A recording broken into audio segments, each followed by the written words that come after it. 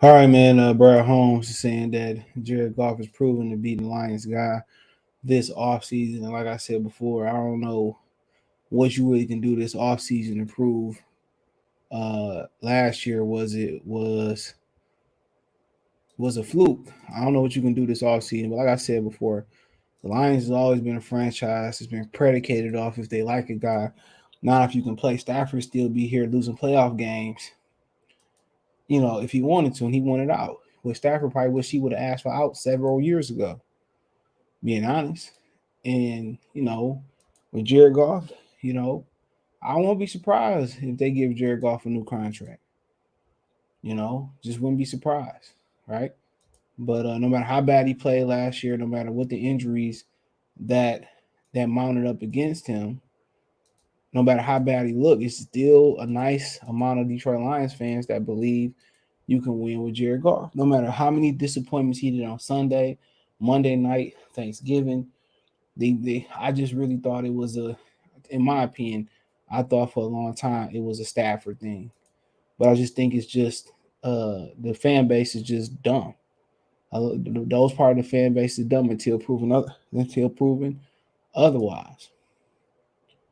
I think those fan bases are just pure dumb.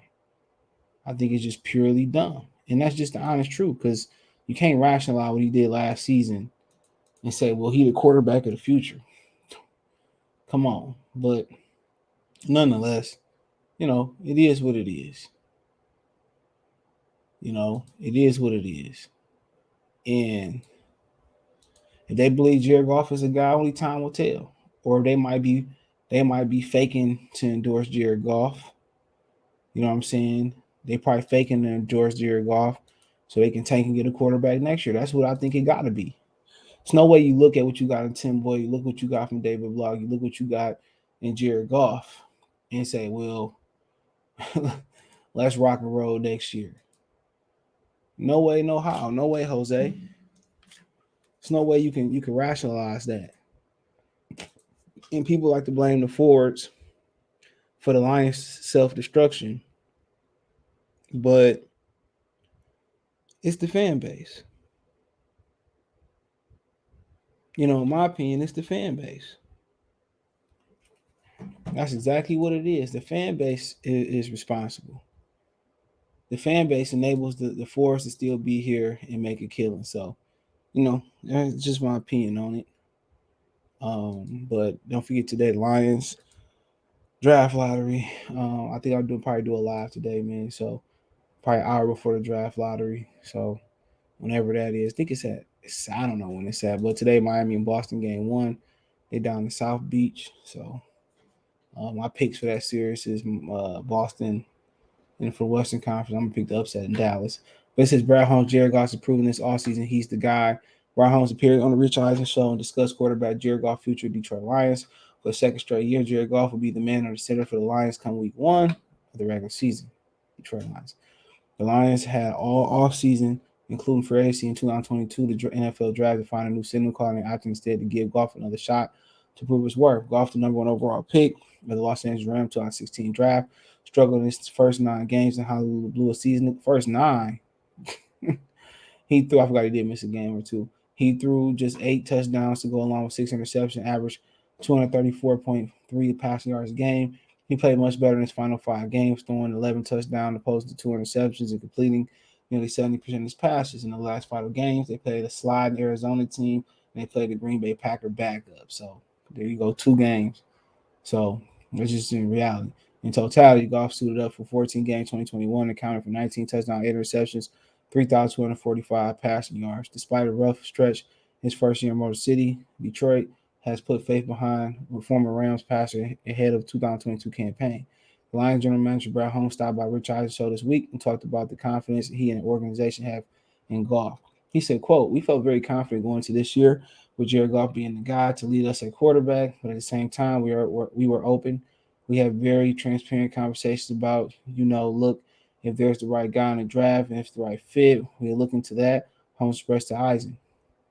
And I would say what we didn't want to do is we didn't want to force anything in terms of, well, we've got to grab a quarterback, and if it's not the right fit player, just grab a quarterback. We just didn't have to have that feeling as he went through the process. So, they don't think they got a problem.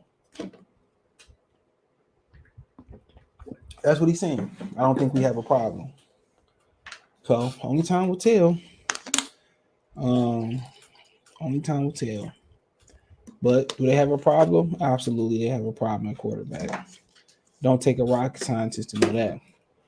They said Goff battled a litany of injuries in the debut season with Detroit, including a strained oblique, a knee ailment. Holmes was pleased that with what the quarterback accomplished in face of all trials and tribulations he dealt with on the injury front. It's just like the Lions to go out there and do the John Kitna, do the Scott Mitchell again. Detroit teams love leftover bums. That's what they do. They love it. I'm surprised they never went out there and signed Matt Flynn after what he did to him. I'm surprised Seattle signed him. They love bums. He said there's times in the draft where it was looking like it could have happened, but it didn't. But at the same time, we didn't force it. We felt good about Jared, the way he finished the year with all adversity he faced last year, the way he finished Holmes and Dan. And I just want to make sure he's set up for success. We're still going to put efforts to do that going forward. And Jared Goff knows it's every year he's got to come out here and compete and prove that he's the guy. But this first offseason, he's done that. My thing is this. Like I said, they sit here to rationalize bullcrap every year. And they could just grab they could have grabbed anybody, could have grabbed Jameis, they could have grabbed Mariota. Didn't have to be just have somebody to push him, you know. And them going back with Tim Boyle as the quarterback just to let you know everything you need to know. Jared, Brad Holmes drafted Jared Goff to let you know anything you need to know.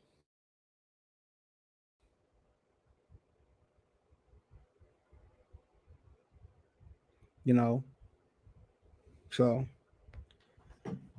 um but I mean this is how they think. And it's how they think for years when they got Scott Mitchell, when they picked up John Kitna, you know. Um they love leftover trash. I'm surprised they drafted Matthew Stafford #1. Surprised they didn't go out there and get some more trash. This is just what the organization think. And Brad Holmes didn't do what's best for the Lions. The Force didn't do what's best for the Lions with Matthew Stafford. They did what's best for Matthew Stafford. And to this point, they can't justify a Goff trade. They can't justify Tim Boyle being the backup. Only thing they can justify is David Glover being the third string, but he never got opportunity to start with Tim Boyle. They can't justify it. So we'll go ahead and see. He had injuries leaving LA with the hand, and now he's starting to break down. If he couldn't cut it in LA, how you gonna cut it in Detroit? That's like if DeAndre Ayton couldn't cut it in Phoenix, how you gonna cut it in with the Pistons? People don't use their brains. Just stop taking people leftover trash. But he said he the guy, he the guy. But let me know what you girls and guys think. Check Detroit Lions Talk playlist, thumbs up the video, share the video, subscribe to the channel. That subscribe button is the bell icon button. Hit all notifications, screech your chance, get notifications. We go live, drop a video for the Nation One Support channel. Cash App, $ CJ Good 313. Venmo CJ Good 313. PayPal link in the description. Check out Detroit Lions Talk playlist for more videos like this. Let me know what you girls and guys think in the comment section. One time for the one time.